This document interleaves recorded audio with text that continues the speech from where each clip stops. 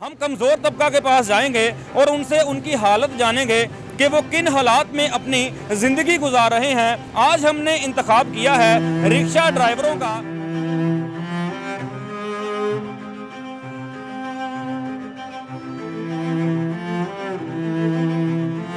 मैं इधर किराए पे रहता हूँ। बात वही है कि बस अल्लाह ताला ही गुजारा करता है, बाकी काम कोई नहीं। मैं तकरीबन 12 घंटे ड्यूटी करता हूँ, तो अगर 12 के से कम करूँ तो सिर्फ रोटी राटी का ही खर्चा मिलता है। मेरी टांग जो है वो चूकना टूटा हुआ है। अच्छा, तो मुझे मजबूरी है। आजकल बच्चे जो है वो भी एहसास कोई नहीं कर रहे। मैं अपनी दवाई का भी खर्चा निकालता हूँ, इसका रक्शे का भी निकालता हूँ, तो यही बच्चा है कि 100-200 बजे या 300 बजे। सब्सक्राइब करें और बेल दबाएं ताकि कोई खबर रह न जाए। अस्सलामुअलैकुम नाज़रीन, मैं हूं आपका होस्ट काका रिपोर्टर और आप देख रहे हैं बोल न्यूज़ का स्पेशल सेगमेंट अपनी हालत बोल। हम कमज़ोर तबका के पास जाएंगे और उनसे उनकी हालत जानेंगे कि वो किन हालात में अपनी ज़िंदगी गुजार रहे हैं। आज हमने इंतखाब किया है रिक्शा ड्राइवरों का। एक रिक्शा ड्राइवर के पास जाते हैं और उससे जानते हैं कि वो डेली के कितने पैसे कमाता है, इस महंगाई के कठिन दौर में उसका कैसे गुजारा हो रहा है, कितने पैसे कमा के जाता है और शाम को कितने खर्च करता है, सुबह किस आस में निकलता है कि मैंने फिर अपनी रोज़ी कमानी है। हवाई रोज़ी होती है, रोज़ी कितनी मिलती है, गुजारा कैसे होता है, आइए रिक्शा ड्राइवर से जानते हैं।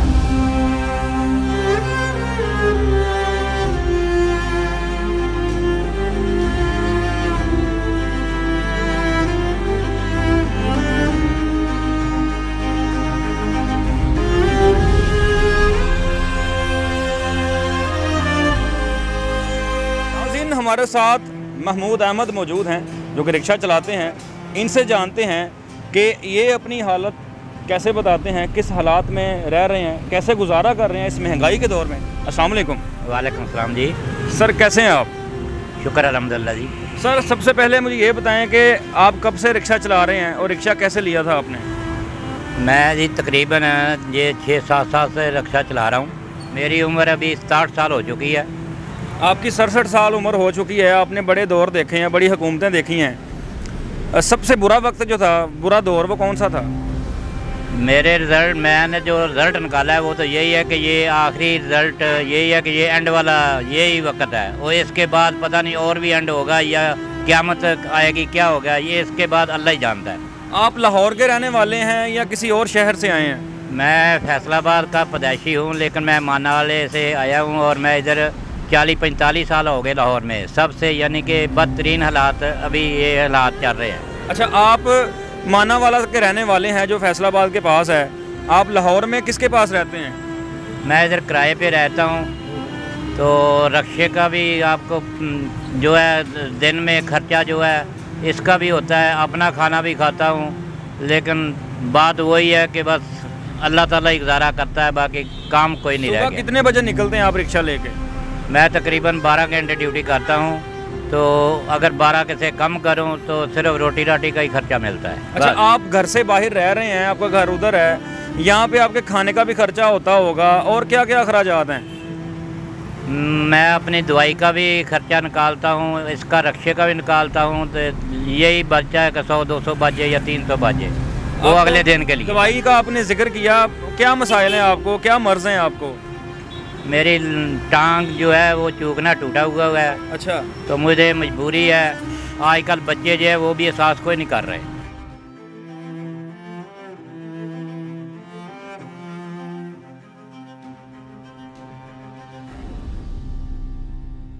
तो मजबूरी है, किसी के आगे हाथ फैलाना मैं अच्छा नहीं समझता। तो अल्लाह का शुक्र है, अल्लाह ने थोड़ी सेहत दी है, तो मैं कोशिश करता हूँ कि अपना खर्चा खुद निकालूँ। यानी कि आपको चलने में मुश्किलात होती है थोड़ी सी? मुझे चलने में मुश्किलात होती है, छड़ी भी रखी हुई है। अच्छा, उसका भी सहारा लेता हूँ, और दवाई 24 घंटे में खाता हूँ, 24 घंटे के बाद फिर दवाई खाता हूँ। अच्छा, तो वो भी हफ्ते की 200 की आ जाए, 250 की आ जाए, 300 की आ जाए, वो भी लेता हूँ। अच्छा महमूद साहब, आपकी दवाई का खर्चा है, आपके रहने का खर्चा है, आपके खाने का खर्चा है, एक दिन में कितना कमा लेते हैं? एक दिन में अगर अल्लाह ताला रोटी दे दे तो रोज़ी दे तो 1000 रुपया भी कमा लेता हूँ। हाँ। 1000 से ज़्यादा भी हो जाता है, 1000 से कम भी होता है, वो फिर सबको शुक्र करना पड़ता है। अच्छा, आप 1000 कमाते हैं, उसमें से ज़्यादा आपको खा लेते हैं, आपकी दवाई के पैसे लग जाते हैं, फिर घर में क्या भेजते हैं? पीछे घर भी तो है ना। घर में बात ये है कि अल्लाह का शुक्र है, बच्चे शुक्र है मालिक का, वो कोई नशा नहीं करते, वो काम पे है अपने अपने, वो अपना खर्चा खुद चलाते हैं। लिहाजा मैं अपना खर्चा सिर्फ अपने रक्शे का खर्चा और अपनी बच्चियों के लिए मिलने गिलने का खर्चा इसका पूरा करता हूँ, वो अल्लाह करता है, मैं नहीं करता। मौजूदा हालात में जो लोगों का जीना दुश्वार हो चुका है, क्या गिले शिकवे हैं हुकूमत से? हुकूमत से गिले शिकवे यही हैं कि इधर वो आटा जो गरीबों को दे रहे हैं, गरीब क्या वो अमीर भी ले रहे होंगे, जो दरमियाने दर्जे के वो भी ले रहे होंगे। तो दूसरी तरफ ये है कि आटा मिलना मुश्किल हो गया है, कई आदमी जो है पाँव के नीचे आकर ख़त्म हो गए हैं, मारे गए हैं लाइनों में लगकर। तो बहुत हालात ख़राब है। इससे बेहतर था कि वही रेट रहता, इतना रेट ना, यानी कि डबल रेट ना होता आटे का। और दूसरा ये है कि ताजर जो जिनके पास सरमाया है वो 10 रुपये महंगाई होती है तो 50 रुपये अपनी तरफ से लगा लेते हैं, कोई पूछ गिछ नहीं है। अच्छा, पहले रोटी 7-8 रुपये की थी, जो खाने के अखराजात थे, रेट्स थे, वो भी कम थे। अब रोटी 15 की हो चुकी है, इससे भी ज़्यादा, कोई 20 की भी दे रहे हैं। आपका खाने में कितने पैसे लगते हैं? एक वक्त के खाने में कितने पैसे लगते हैं? एक वक्त के खाने में अगर मैं दाल से रोटी खाऊं तो 200 रुपया आराम से खा लेता हूं, एक चाय और दाल और रोटी। बिजली के बिल हैं वो भी ज़्यादा आ रहे हैं आजकल, वो कैसे पे करते हैं फिर? वो बात तो वही है ना कि वो खर्चा मुझसे यानी कि वो कम है, मुझ पे इतना असर नहीं है कि बच्चे दे देते हैं, उसकी मुझे थोड़ी सी अल्लाह ने सहूलत दे दी है, क्योंकि बच्चे अच्छे हैं माशाल्लाह, अपना काम करते हैं और अपना खर्चा खुद उठाते हैं। और घर आप कितनी देर बाद जाते हैं फिर? 7-8 दिन के बाद मैं घर जाता हूँ, एक छुट्टी करता हूँ, दूसरे दिन वापस आ जाता हूँ। वापस आ जाते हैं। अगर घर में रहेंगे ज़्यादा दिन तो गुजारा करना मुश्किल हो जाएगा। वो तो ज़ाहिर है कि ऐसा ही है ना कि चलती का नाम गाड़ी है, अगर चलेंगे तो पहिया चलेगा, अगर खड़े हो जाएंगे तो छकड़ा हो जाएगा।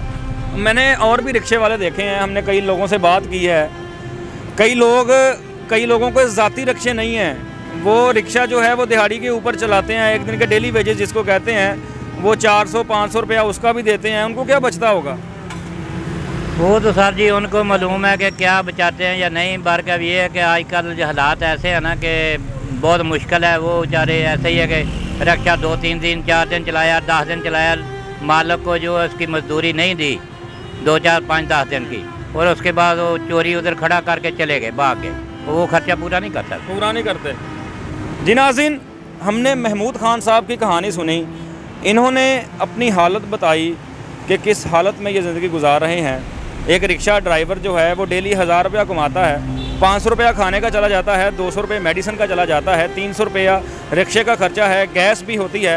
हम आपको डेली हर शोबा ज़िंदगी से ताल्लुक़ रखने वाले अफराद जो कि रोज़ाना की बुनियाद पर रोज़ी कमाते हैं, अगले दिन उनको पता नहीं होता कि रोज़ी कैसे कमानी है, कितनी कमानी है, कहाँ से मिलेगी, हवाई रोज़ी होती है। हम आपकी मुलाकात ऐसे ही लोगों से करवाते रहेंगे और आप तक जो हैं वो हकायक पहुंचाते रहेंगे। जो ज़मीनी हकायक हैं वो हैं क्या, ग्राउंड रियलिटीज़ जो हैं वो हैं क्या, लोग किस हाल में ज़िंदगी गुजार रहे हैं। बोल न्यूज़ के इस स्पेशल सेगमेंट अपनी हालत बोल को ज़्यादा से ज़्यादा लाइक करें, आप तक लोगों की आवाज़ पहुँचाएँगे कि लोग किस हाल में ज़िंदगी गुजार रहे हैं। अगली वीडियो में मुलाकात होती है, मुझे दी इजाज़त, अल्लाह हाफिज़। तो नज़र आ रहा है सामने लिखा हुआ है जुल्म मिटने के लिए 2 चीज़ों से मिटेगा भाई। एक अदल की कुर्सी पे जो लोग बैठते हैं ना, वो अदल के हिसाब से फैसले करने लगे, दूसरा कौम निकल खड़ी उस जुल्म के खिलाफ, तो जुल्म खत्म हो जाएगा। या इन दोनों में से कोई एक चीज हो जाए या दोनों हो जाए। अगर 420 का मुकदमा था, उस वक्त अदलिया में जो लोग बैठे हुए केस देख रहे थे वो पूछते ना यार चीट हुआ कौन है, जब उनको दिखता कोई चीट नहीं हुआ केस खत्म कर देते। तो जालिम जुल्म कर ही नहीं पाता। 9 जजेस ने नोट बिफोर किया मेरे केस को यार, 1.5 साल चला। शख्सी जमानत का केस, सेम केस इस्लामाबाद में कर दिया। एक ही इल्जाम पे 2 केस हो नहीं सकते भाई। मतलब 60 दिन का वक्त होता है, 102 दिन के बाद मैं जीत गया, केस बरी हो गया, 102 दिन के बाद अपील फाइल की, एक्सेप्ट कर ली। नहीं करते ना एक्सेप्ट, खत्म हो जाता ना जुल्म यार। भरी अदालत में मुझे बरी कर दिया, फिर पता नहीं क्या हुआ, 2.5 घंटे बाद का नोट बिफोर, मैं नहीं सुनता ये केस। खड़े रहते अपने फैसले, मिट जाता जुल्म। अल्लाह ताला ने बिठाया इन कुर्सियों पे इनको यार, ये अल्लाह ताला की तरफ से फैसले करते हैं। तो या तो ये फैसले आएंगे जुल्म मिट जाएगा या कौम खड़ी हो जाएगी जुल्म के खिलाफ।